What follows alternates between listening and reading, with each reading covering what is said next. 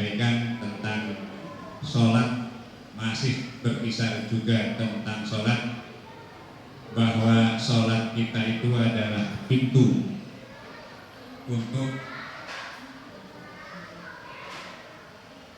ketika di yaumul hisab kelak. Kalau sholat kita baik, sholat kita diterima dan baik begitu, maka hisab-hisab yang lain itu sungguh menjadi lebih ringan. Dan sholat kita adalah tiang agama. Sholat kita adalah pembeda dari umat yang lain. Dengan sholat ini sesungguhnya bisa mencegah dari perbuatan-perbuatan yang lain yang maksiat, karena sholat adalah tansa anil fahsya wal munkar. Sholat yang terbaik adalah bagi laki-laki adalah sholat berjamaah. Dan sholat berjamaah yang terbaik adalah di masjid.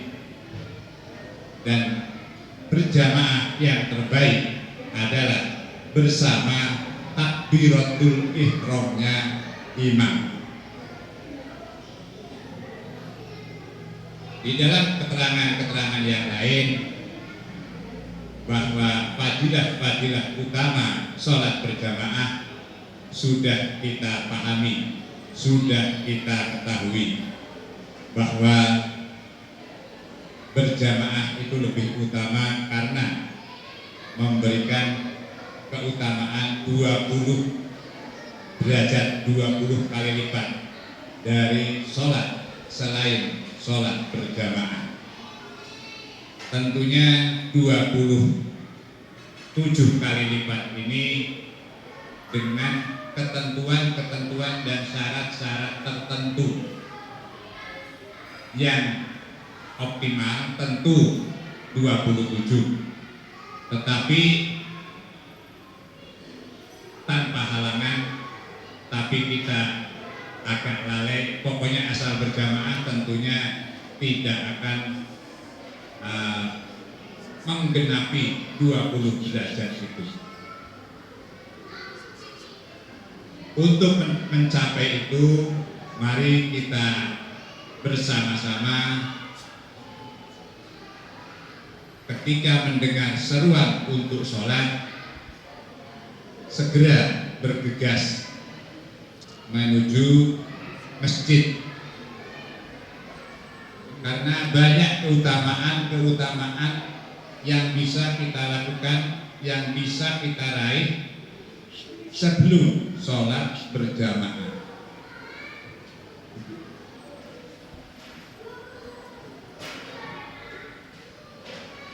Doa waktu antara adzan dan iqamah itu waktu-waktu yang mustajab, yang Allah sungkan atau malu kalau tidak mengijabahinya.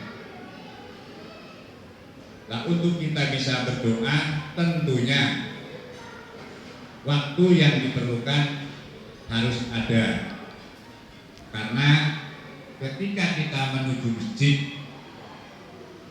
masjid di sini memberikan kelonggaran antara 10 sampai 15 menit antara adzan dan iqamah. Kalau kita mengetahui 10 atau 15 menit, kemudian kita agak santai datang ke masjid, kita membiasakan masih sholat tahiyatul masjid, sholat qobliyah, itu kita untuk berdoa waktunya menjadi sangat mepet. Oleh karena itu, mari kita perbaiki sholat jamaah kita dengan agak longgar datang ke masjid, sehingga waktu-waktu keutamaan untuk berdoa sebelum iqamah dan jamaah yang terbaik adalah bersama takbiratul ihramnya imam. Ini barangkali perlu kita perhatikan agar berjamaah kita juga bermakna.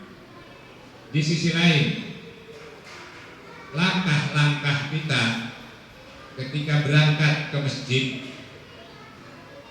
adalah penuh ampunan dan derajat, bahwa satu langkah diampuni dosa kita, satu langkah Allah meninggikan derajat kita.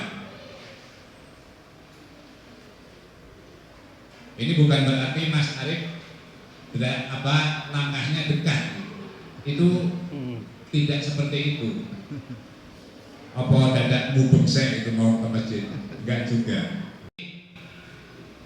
Keutamaan itu yang harus kita perhatikan, bahwa ketika bergegas dan sudah wudhu dari rumah, maka satu langkah diampuni dosa kita, satu langkah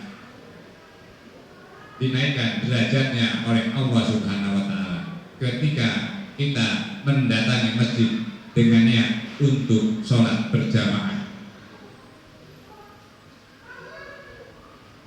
Ada satu riwayat, satu kisah sahabat Rasulullah yang kebetulan mempunyai keterbatasan, matanya buta, begitu. Namanya siapa ya? Umi Maktum kalau tidak salah. Ya. Ketika itu sahabat ini meminta izin kepada Rasulullah untuk diizinkan tidak berjamaah di masjid. Rasulullah terdiam, tidak langsung menjawab, tetapi kemudian menjadi asbabun nuzul turunnya surat Abasa. Kemudian Rasulullah menjawab, apakah saudara masih mendengar adzan? Masih Rasulullah, kalau masih mendengar tetap berangkat ke masjid untuk berjamaah. Jadi sekarang tidak ada alasan adzannya tidak terdengar, tidak mendengar adzan untuk berangkat berjamaah ke masjid. Karena masjid, tiap-tiap masjid sudah meninggikan hornya. Dulu saya ketika Pak Ngato almarhum, saya punya tetangga Masjid Grobagan. Sekarang adanya hampir sama, susah untuk membedakan. Tetapi tidak ada alasan bagi kita untuk tidak mendengar suara adzan sehingga terlambat ke masjid. Kalau toh tidak terdengar, kita semuanya hampir pegang HP.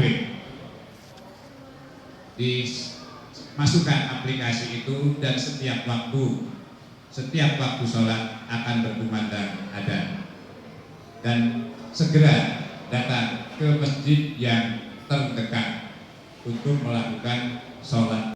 Bahwa untuk orang-orang munafik, keutamaan sholat subuh ini, kalau dia tahu, dia akan berjalan, akan mendatanginya walaupun dengan merangkak. Ini keutamaan sholat subuh. Kemudian keutamaan sholat isya dan sholat subuh, apabila seseorang berjalan ke masjid kemudian berjamaah sholat isya, dia seperti sholat separuh malam.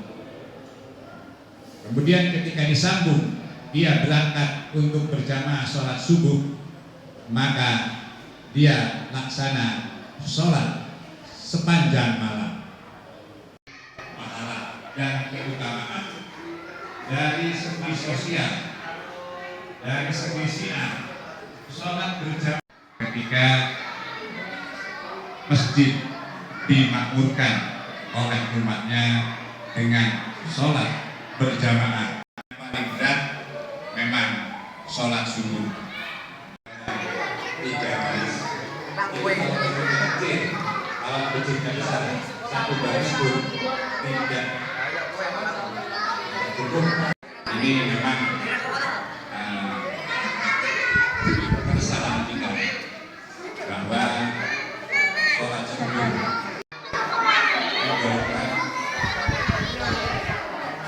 sholat subuh berjamaah, kemudian kajian sholat subuh, kemudian hidangan setelah sholat subuh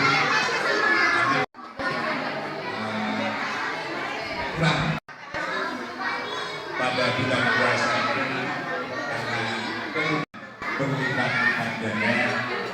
Mari kita sepakatan sholat jamaah ini agar ngadeg, apa ngadeg?